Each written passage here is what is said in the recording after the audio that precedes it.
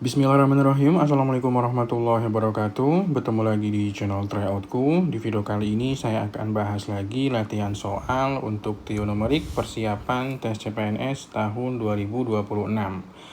Nomor 1, jika P sama dengan 7 dan Q-nya sama dengan 4, maka nilai dari P kuadrat min Q kuadrat dibagi P min Q.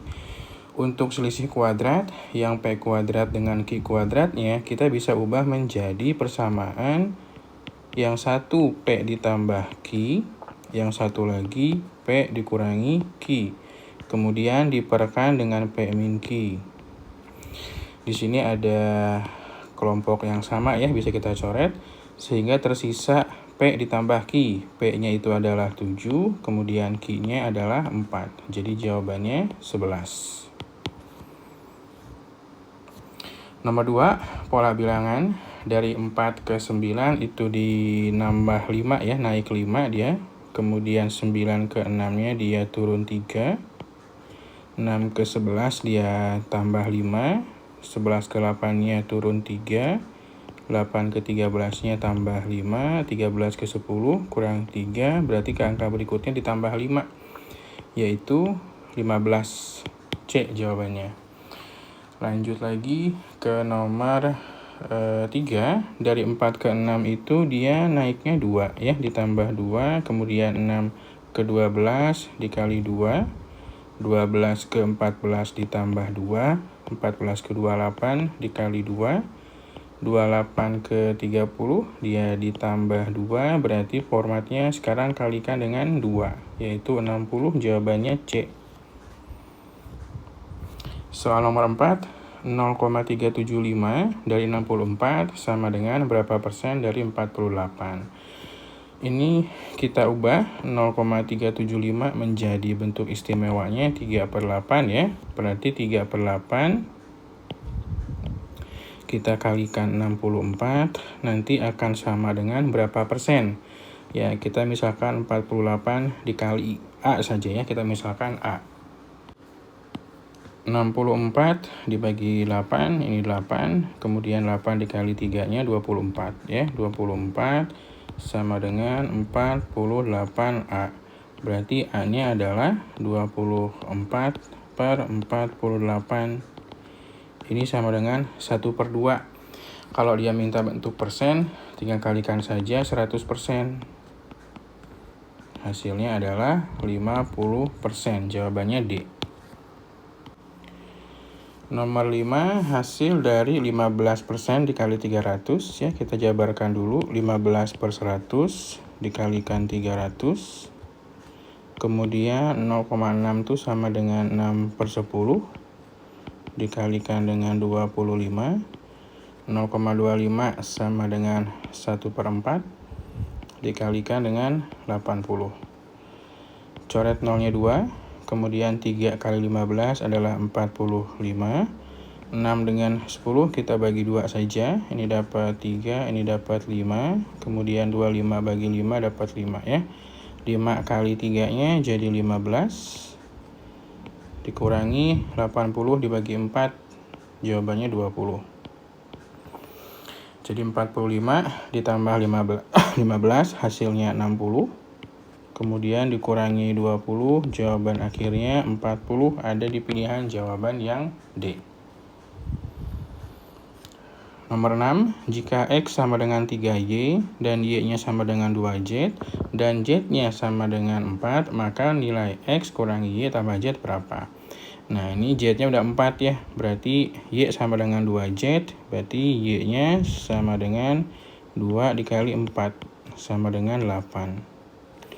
Kemudian X itu 3Y, berarti 3 kalikan 8, yaitu 24.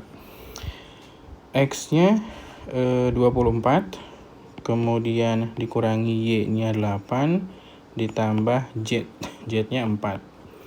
24 dikurangi 24 tambah 4 kan 28, 28 kurangi 8 ya dia 20 jawabannya, yaitu pilihan yang B.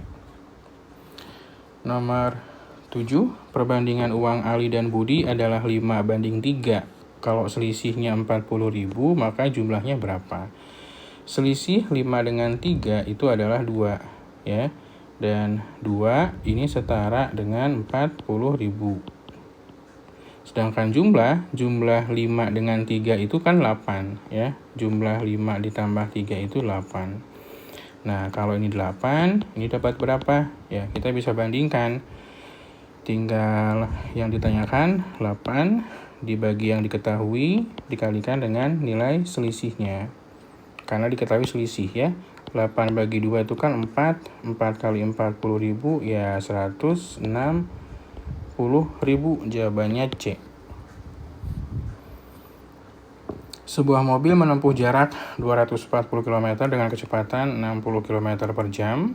Kemudian lanjut lagi perjalanan 180 km dengan kecepatan 90 km per jam. Rata-rata kecepatannya berapa? Nah, kita cari tahu dulu total jaraknya ya. Berarti ada 240 ditambah 180. Ini jadi 420 km. Gitu ya. Kemudian untuk waktu pertama, waktu 1 itu berarti yang 240, jarak 240 dibagi 60 yaitu 4 ya. 4 jam. Kemudian waktu yang kedua dari 180 ini dibagi dengan kecepatannya 90, didapatlah 2 jam. Jadi total waktunya adalah 6 jam. Untuk kecepatan rata-rata adalah jarak dibagi waktu, berarti 420 dibagi total waktunya 6. Jawabannya 70 km per jam. Nomor 9, untuk membuat 15 meter persegi lantai keramik, ini ya maksudnya keramik, diperlukan 75 keping keramik. Berapa banyak keping keramik yang diperlukan untuk membuat lantai seluas 28 meter persegi ya. Berarti untuk 15 kita bandingkan dengan 28, ini setara dengan 75, kita misalkan dengan X. 15 dengan 75 ya, bisa kita coret, dapat 1, 75 bagi 15-nya dapat 5. Sehingga nilai X-nya tinggal kalikan saja angka 28 kalikan dengan 5. Dapat 40, 140, jawabannya B. Nomor 10, seorang pekerja mendapat upah 168.000 untuk 6 hari ya. Kalau ia kerja 17 hari, upah yang diterimanya berapa?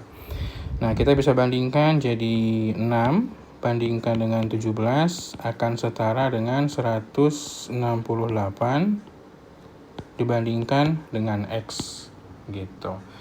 Nah, ini kita bisa coret antara angka 6 dengan 168 ya. Ini dapat 28 ini ya. 28 hasilnya.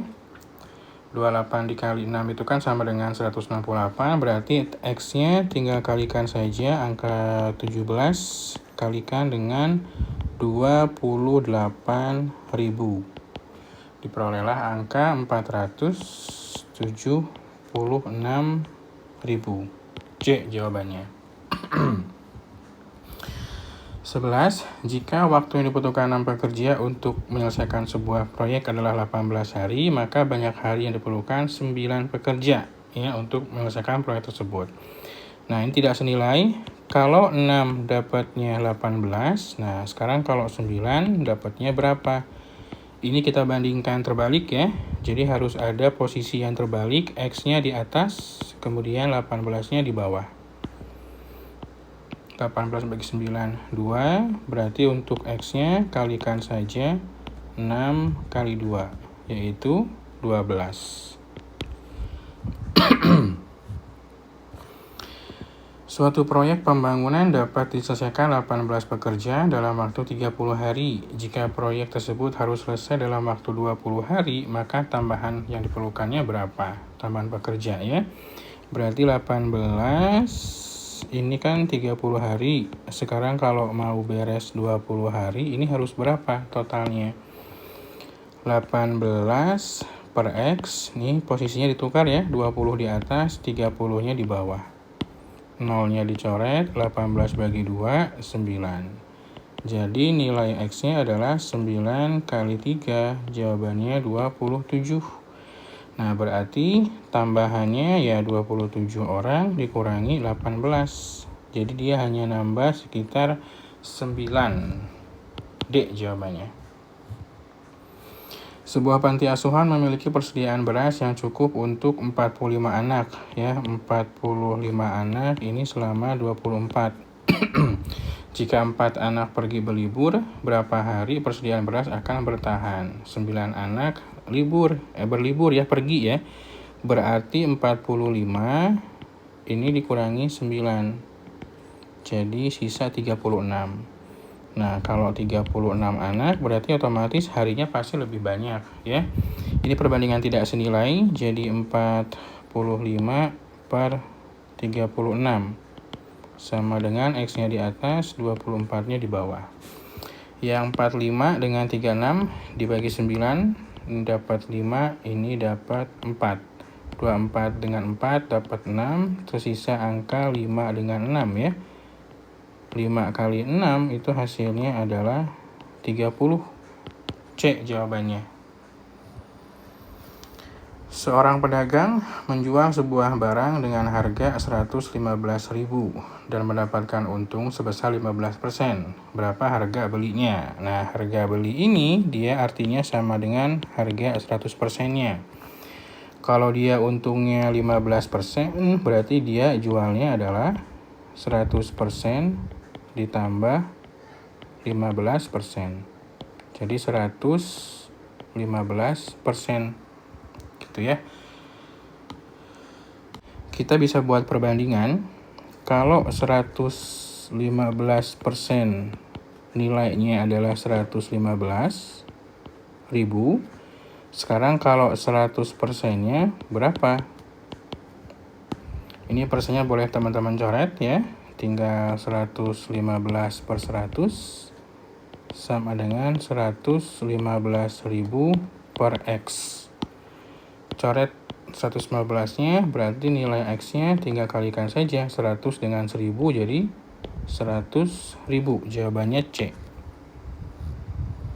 Harga sebuah tas setelah diskon adalah diskonnya 25%, yaitu 225.000. Harga sebelum diskon. Sebelum diskon itu ya 100%. Ya, kalau dia diskonnya 25%, berarti dia hanya bayarnya adalah 100% dikurangi 25. Dia hanya bayar 75%, dan 75 itu setara dengan 225. Ya, kita buat perbandingannya. Kalau 75% nilainya 225.000, kalau 100% nilainya berapa? Gitu ya. Ini bisa kita coret persennya. Tinggal 75 per 100, ini sama dengan 225 per X. Kemudian yang 75 dengan 225 teman-teman bisa coret ya. Dibagi 75 habis, dibagi 75 dia dapat 3 ya. 3 kali 75 itu kan sama dengan 225. Berarti nilai X-nya tinggal kalikan saja. 100 dikalikan dengan 300 ya. Kalikan dengan 3.000. Jadi hasilnya 300.000. Jawabannya D. Sebuah bak mandi berbentuk kubus dengan panjang rusuknya 1,2 meter ya. Jika bak diisi air dari keran dengan debit 18 liter per menit, berapa waktu yang diperlukan untuk mengisi bak hingga penuh? Berarti kita bicara volume. Satuannya liter, sedangkan rusuknya meter nih. Meter itu kan sama dengan dm ya. Nanti yang liter itu sama dengan dm kubik. Jadi yang 1,2 ini diubah dulu menjadi bentuk satuan dm ya. Meter desimeter dia sama dengan turun sekali, berarti 12 dm ini. Nah, sedangkan untuk waktu itu kan sama dengan volume ya. Volume dibagi debitnya.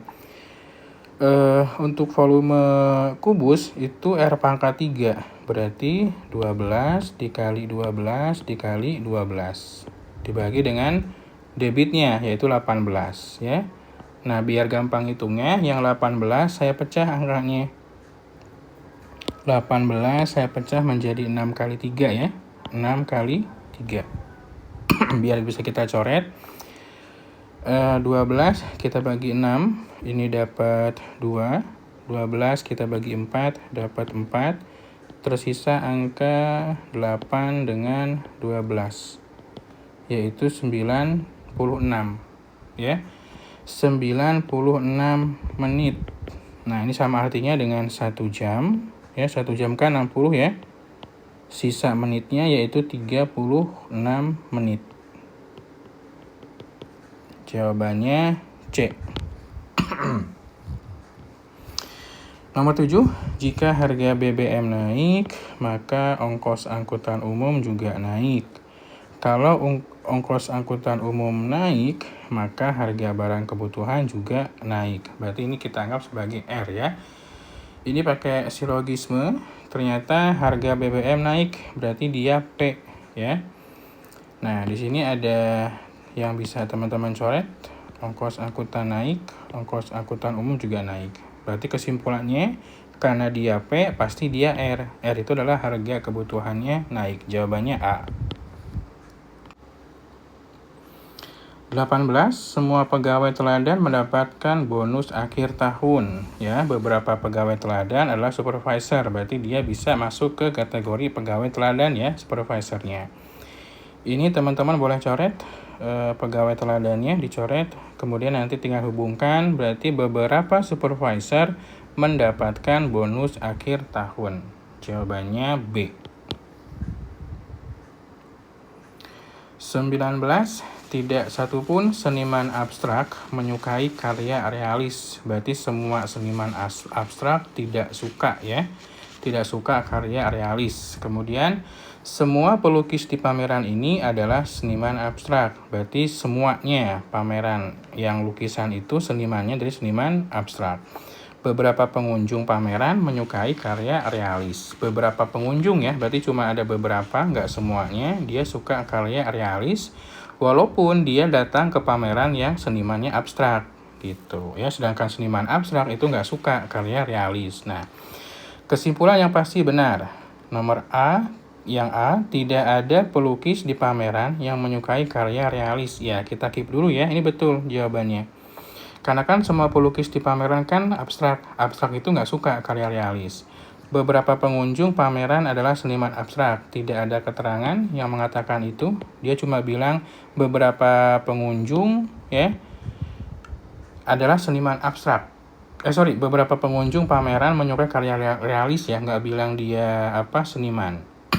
Semua pengunjung pameran menyukai karya realis, tidak, hanya beberapa saja.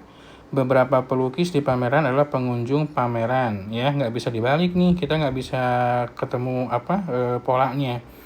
Beberapa pelukis di pameran adalah pengunjung pameran ya, nggak ada keterangan ini. Semua seniman abstrak adalah pelukis di pameran ini. Semua seniman abstrak adalah pelukis di pameran ini. Pilihan yang E merupakan kebalikan dari premis yang kedua ya, dan ini tidak berlaku. Jadi kalau semua P adalah Q, belum tentu semua Q adalah P. Jadi yang E juga salah. Jadi bukan semua seniman abstrak adalah pelukis di pameran ini, enggak, tetapi semua pelukis yang di pameran ini adalah seniman abstrak ya. Jadi nggak bisa dibalik. Jadi yang paling tepat adalah pilihan yang A. Jika libur panjang, maka jalanan macet. Ini ada P, ini ada Q. Jika jalanan macet, maka waktu perjalanan bertambah. Berarti ini Q, dia nyambung lagi ke R. Waktu perjalanan tidak bertambah, berarti dia ini negasi dari R. Kalau dia negasi dari R, maka negasi juga dari Q. Itu ya. Nanti polanya dia ke R, berarti nanti kesimpulannya negasi dari Q. Nah, kalau negasi dari Q berarti negasi dari P. P itu kan libur panjang, berarti negasinya adalah bukan libur panjang. Jawabannya D. Mudah-mudahan bermanfaat. Buat teman-teman yang suka boleh like, tentunya boleh subscribe juga. Sampai ketemu lagi di video berikutnya. Wassalamualaikum warahmatullahi wabarakatuh.